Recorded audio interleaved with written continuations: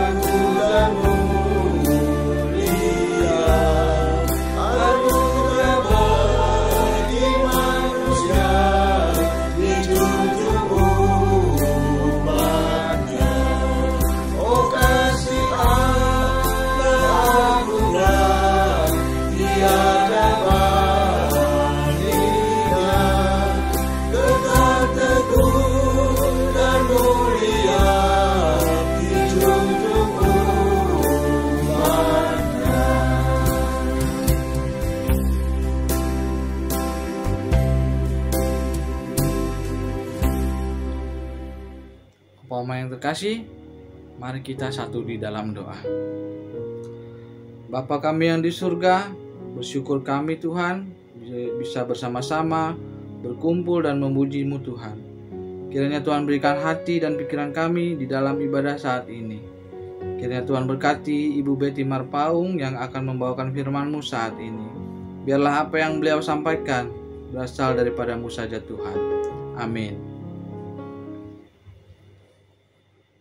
Bacaan kita saat ini diambil dari Mazmur 146 ayat yang kelima sampai dengan yang ke-10. Mazmur 146 ayat yang kelima sampai dengan yang ke-10. Berbahagialah orang yang mempunyai Allah Yakub sebagai penolong, yang harapannya pada Tuhan Allahnya.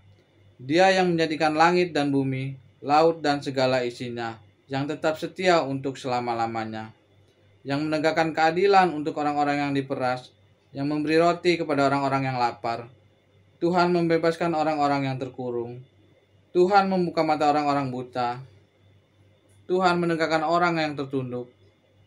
Tuhan mengasihi orang-orang benar. Tuhan menjaga orang-orang asing, anak yatim dan janda. Ditegakkannya kembali, tetapi jalan orang fasik dibengkokkannya. Tuhan itu Raja untuk selama-lamanya. Allahmu ya Sion, turun-temurun. Haleluya. Oma opa sekalian, tiba saatnya kita akan mendengarkan firman Tuhan. Mari sebelum mendengarkan firman Tuhan, kita bersatu di dalam doa. Bapa, kami mengucap syukur karena pada saat ini kami masih diizinkan untuk bersekutu bersama para lansia di GKI Jati Asih. Tuhan, saat ini kami akan mendengarkan firman-Mu. Berkati hamba-Mu yang akan menyampaikannya, kiranya firman ini sungguh-sungguh berasal dari Engkau. Dan berkati setiap kami yang mendengarkan, agar kami dimampukan Tuhan untuk tidak hanya mendengar tetapi juga melakukan dalam kehidupan kami sehari-hari. Di dalam Yesus Kristus kami berdoa. Amin. Oma opa sekalian, pembacaan firman Tuhan pada hari ini terambil dari Efesus 3 ayat 1 sampai dengan 6. Demikian firman Tuhan. Itulah sebabnya aku ini Paulus, orang yang dipenjarakan karena Kristus Yesus untuk kamu orang-orang yang tidak mengenal Allah.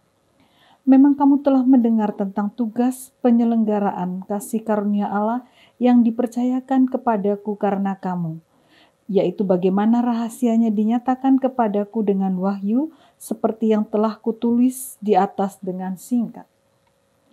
Apabila kamu membacanya, kamu dapat mengetahui daripadanya pengertianku akan rahasia Kristus, yang pada zaman angkatan-angkatan dahulu tidak diberitakan kepada anak-anak manusia, tetapi yang sekarang dinyatakan di dalam Roh kepada rasul-rasul dan nabi-nabinya yang kudus.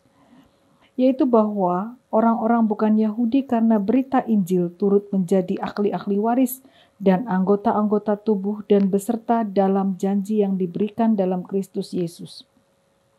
Dari Injil itu aku telah menjadi pelayannya menurut pemberian kasih karunia Allah yang dianugerahkan kepadaku sesuai dengan pengerjaan kuasanya.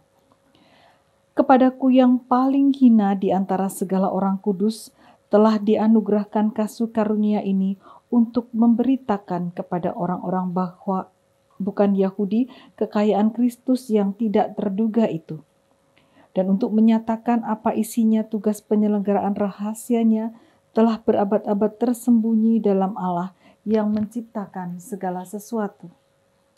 Supaya sekarang oleh jemaat diberitahukan berbagai ragam hikmat Allah kepada pemerintah-pemerintah dan penguasa-penguasa di surga, sesuai dengan maksud abadi yang telah dilaksanakannya dalam Kristus Yesus Tuhan kita. Di dalam Dia kita beroleh keberanian dan jalan masuk kepada Allah dengan penuh kepercayaan oleh iman kita kepadanya.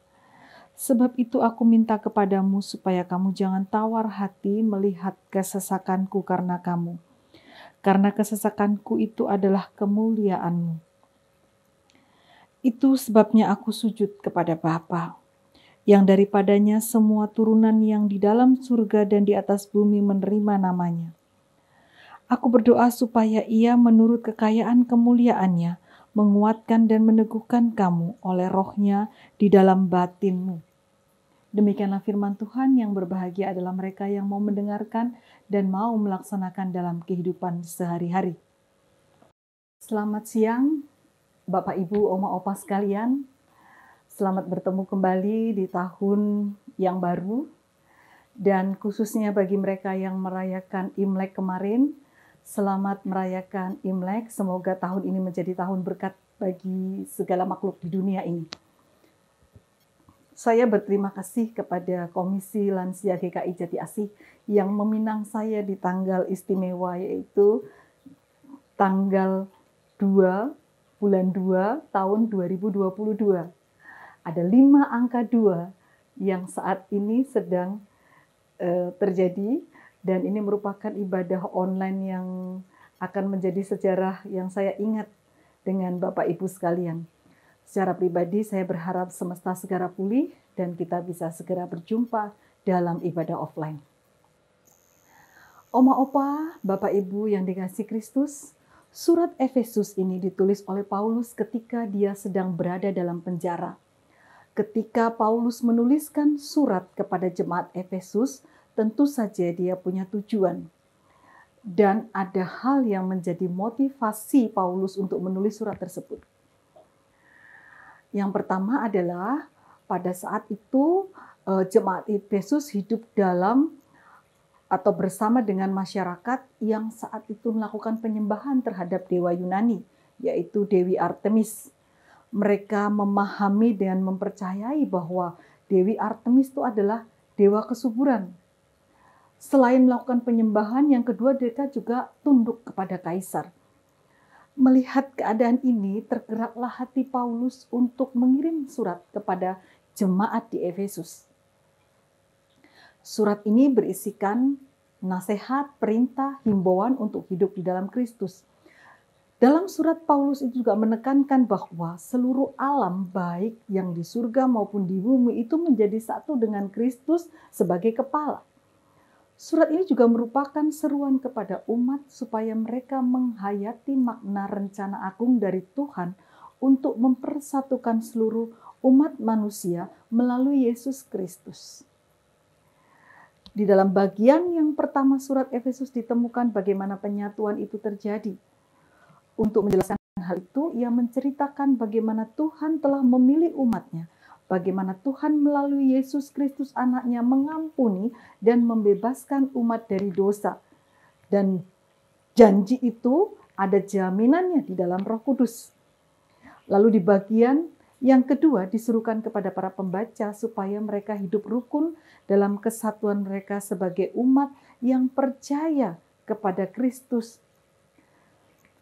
Dan untuk menunjukkan bahwa umat Tuhan menjadi satu dengan Kristus, penulis memakai beberapa kiasan di dalam teks yang mungkin bisa kita baca ya. Di dalam seluruh kitab Efesus itu ada tubuh Kristus, lalu Kristus sebagai kepalanya, dan seperti sebuah bangunan yang batu sendinya adalah Kristus, atau seperti seorang istri dan Kristus sebagai suaminya. Penulis sangat terharu ketika mengingat akan rahmat Tuhan melalui Kristus, sehingga ungkapan-ungkapan yang dipakainya dalam suratnya menunjukkan bahwa hatinya makin meluap dengan perasaan syukur dan pujian kepada Tuhan. Oma, opa, bapak, ibu sekalian yang dikasihi oleh Kristus, kita bersyukur karena kita dapat mengenali Kristus lewat surat Efesus, di mana Paulus menulis kesaksiannya. Terkhusus pada bagian bacaan kita yaitu pasal 3, di mana kita membaca sebuah pernyataan rahasia panggilan bagi orang-orang bukan Yahudi. Sebelumnya dalam pasal 2, Paulus berbicara tentang rencana Allah bagi orang Kristen bukan Yahudi. Mereka yang dahulunya adalah kafir, tetapi masuk dalam rencana keselamatan Allah. Bahkan itu telah dipilih sebelumnya. Itu artinya kasih karunia Allah itu tidak dibatasi oleh kelompok tertentu.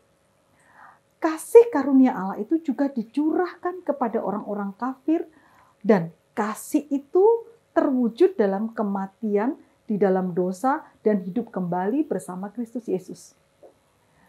Tawaran keselamatan Allah itu adalah tawaran yang universal. Karena dia adalah penyelamat universal, maka orang Yahudi maupun kafir dipanggil untuk hidup bersatu bersama dengan Kristus.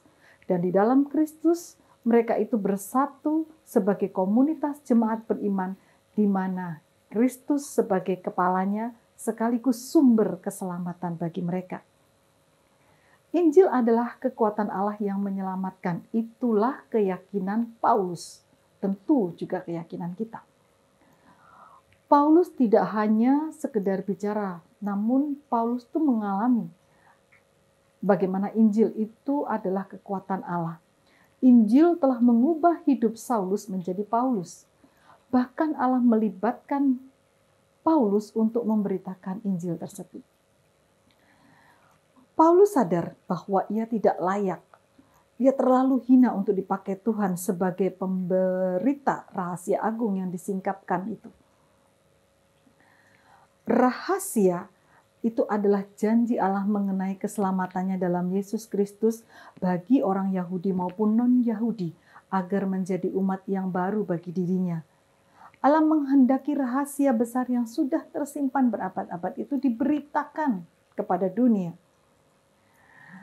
Allah menghendaki semua orang beroleh keberanian dan jalan masuk kepadanya melalui jalan iman. Dalam kasih karunia Allah, setiap orang beroleh kekuatan untuk melakukan kehendak-Nya. Persoalan yang dihadapi tidak lagi membuat orang percaya menjadi tawar hati, sebab Allah bermaksud memakai orang yang percaya itu menjadi alat kemuliaan dalam hidup. Allah tidak pernah sedikit pun meninggalkan orang-orang yang percaya kepadanya. Persoalannya adalah apakah setiap orang menghayati dan mengakui bahwa memberitakan Injil adalah kasih karunia Allah sehingga dengan kasih yang tulus mau memberi dirinya untuk dipakai oleh Tuhan. Kita yakin penuh bahwa hidup kita itu anugerah. Dan ini merupakan anugerah yang sangat besar. Sebab kita hidup dari kasih Allah. Yang sedemikian besar sehingga memberikan anaknya yang itu Yesus Kristus untuk menebus dosa kita. Namun hal ini terdengarnya, ya memang historisnya begitu. Yesus Kristus menderita, disalib dan mati. Atau kalau kita mendengarnya secara teologis memang disebutkan bahwa kematiannya itu adalah karena dosa-dosa kita. Mengapa saya mengatakan demikian? Karena di dalam Injil kematian Kristus penting. Tetapi yang paling penting adalah bagaimana kita menerima, menghayati, dan meleburkan diri dalam kematian Kristus karena kasih-Nya pada kita.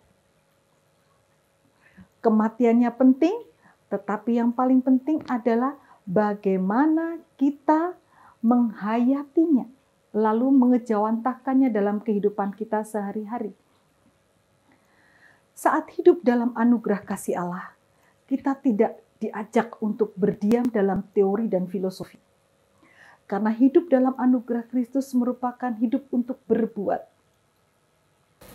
Saya tahu persis sudah banyak tema khotbah yang kita dengar tentang kasih Allah. Kita ini wong Kristen, pembicaraan tentang kasih itu bukan hal yang baru kemarin, 1 atau 2 kali kita dengar. Tapi sudah ribuan atau puluhan ribu kali oma dan opa, bapak dan ibu sekalian dengar.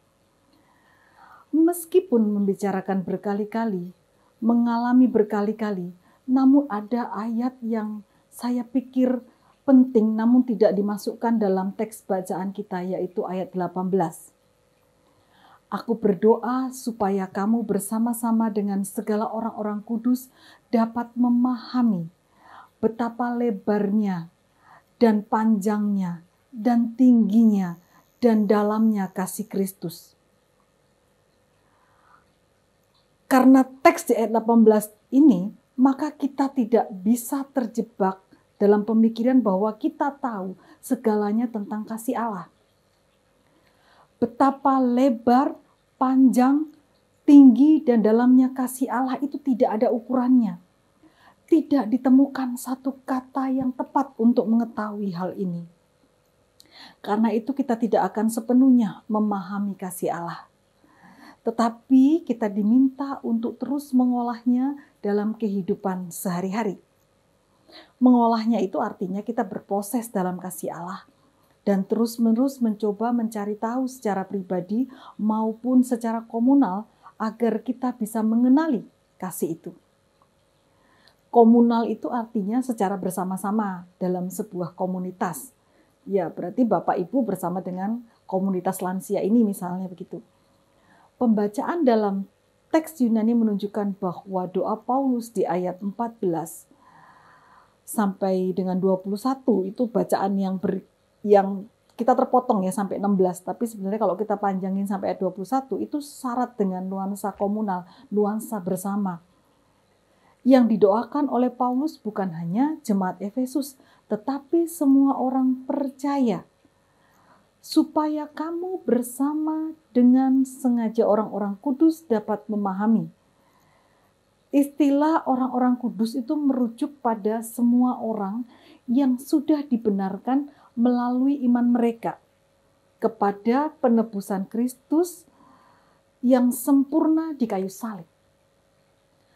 Mereka masih bisa berbuat dosa, tetapi secara status di hadapan Allah, mereka adalah orang-orang kudus.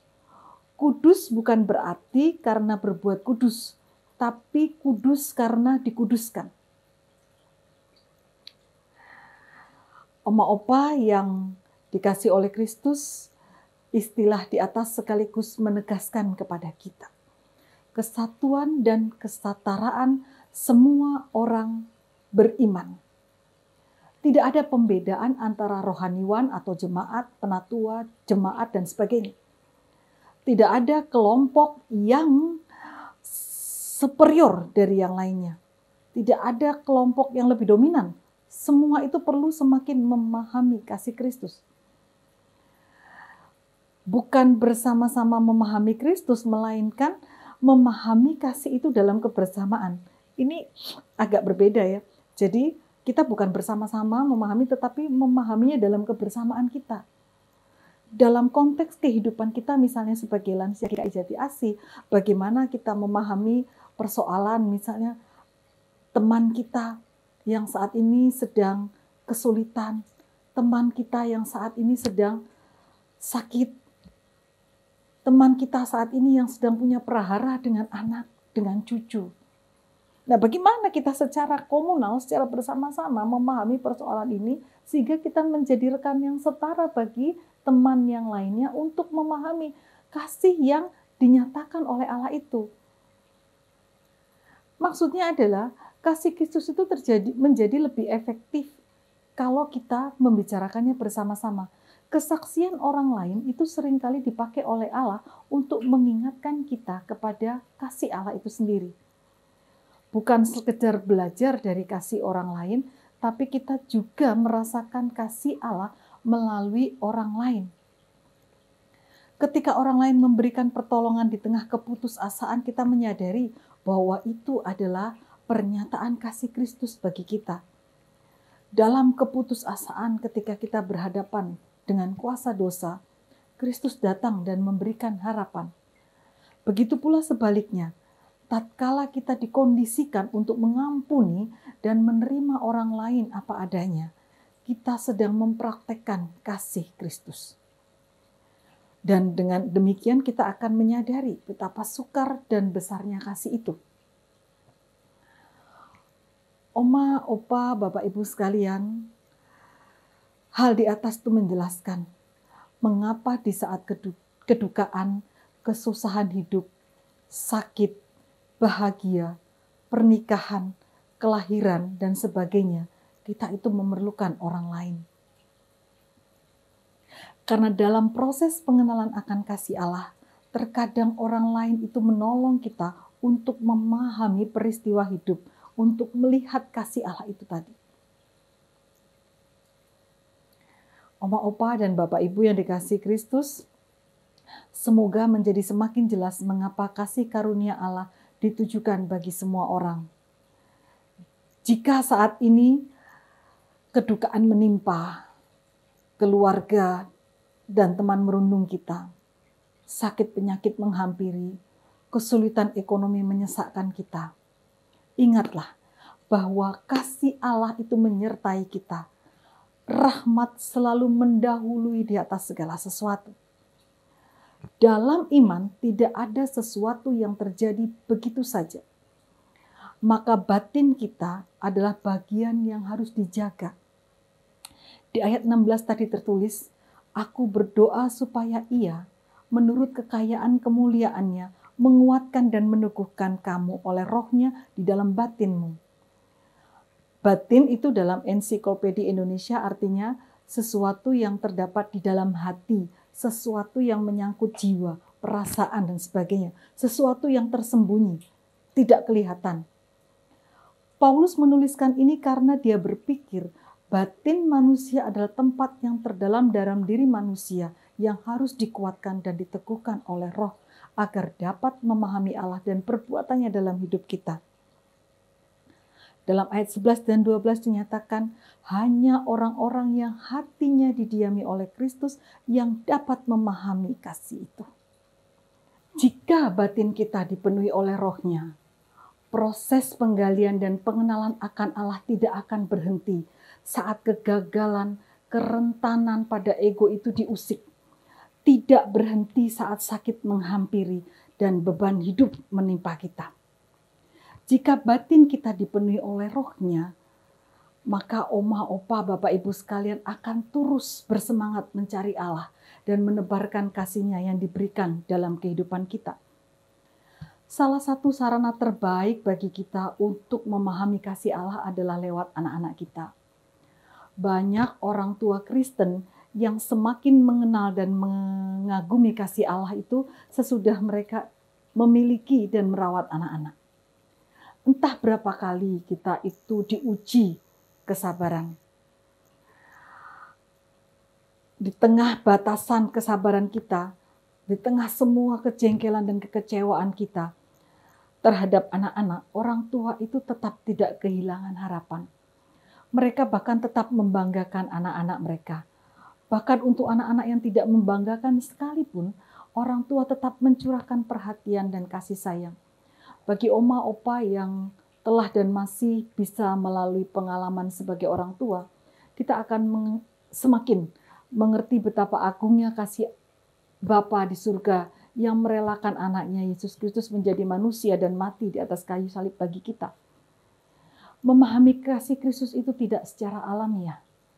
Ini lebih merupakan sebuah pergumulan spiritual. Karena itu, oma opa, bapak ibu sekalian, jangan takut mempergumulkannya. Dan jangan lelah menebarkannya. Amin.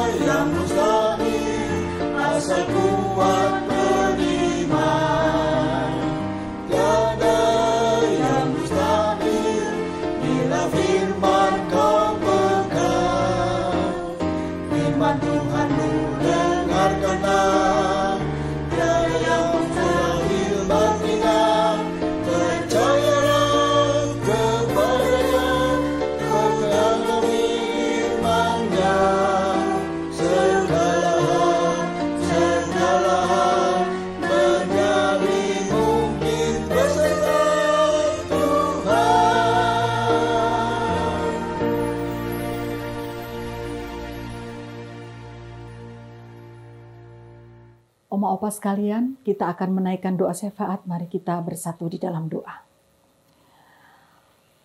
Bapa yang kami sapa di dalam Yesus Kristus, kami mengucap syukur karena penyertaan Tuhan yang tak berkesudahan kepada kami semua. Secara khusus dalam doa syafaat ini kami ingin berdoa bagi dunia Tuhan. Tuhan, kami mohon ampun karena dosa kami dan pulihkanlah segera dunia kami. Kami percaya segala rancangan yang indah yang datang dari Engkau adalah hal yang terbaik bagi kami. Karena itu Tuhan, kami percaya Engkau akan segera memulihkan, Engkau akan segera mengembalikan dunia kami sesuai dengan kehendak-Mu. Secara khusus kami ingin berdoa bagi negara kami Tuhan.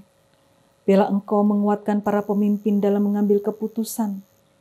Biarlah keputusan yang diambil oleh para pemimpin boleh menjadi keputusan yang berpihak pada yang lemah.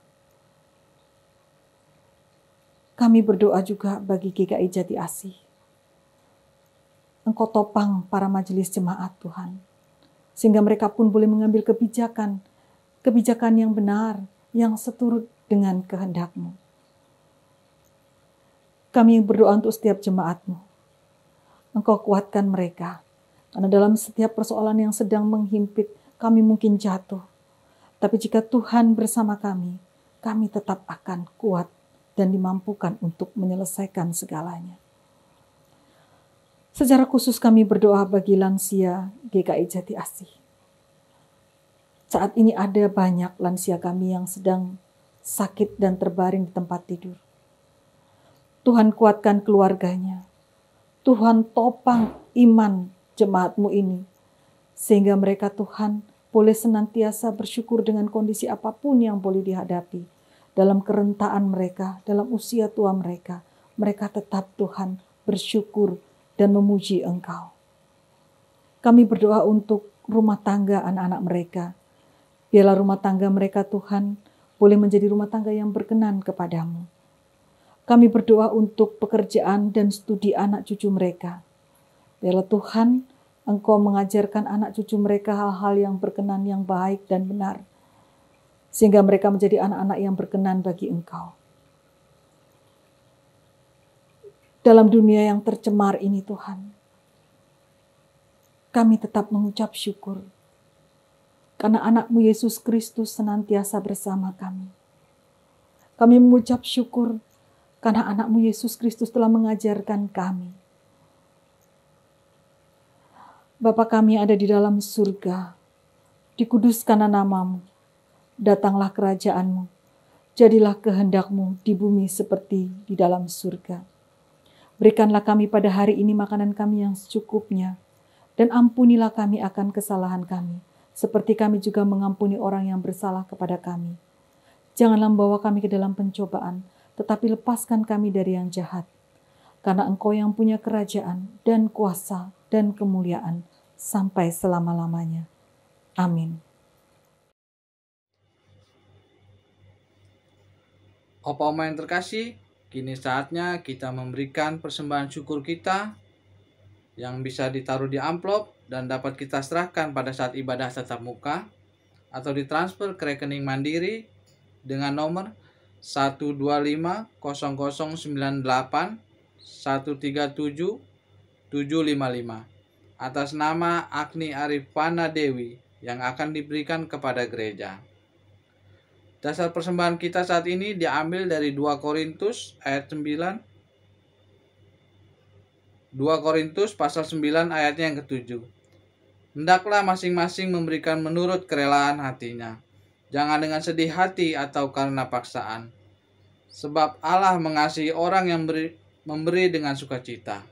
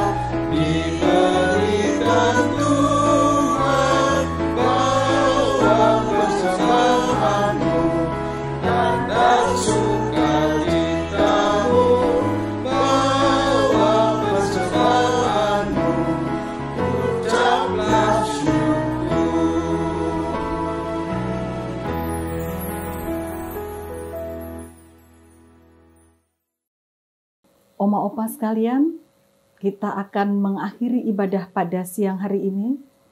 Karena kita sebagai orang yang menerima kasih karunia, hendaklah kita juga menjadi tempat bagi Allah untuk menyalurkannya pada semesta. Kita akan dikuatkan lewat berkat yang akan kita terima. Kasih karunia dari Allah Bapa lewat anaknya Yesus Kristus dan penyertaan Roh Kudus akan menyertai kita sekarang sampai selama-lamanya. Bapa, terima kasih. Bapa, terima kasih. Bapa di dalam surga, puji terima kasih. Amin. Shalom.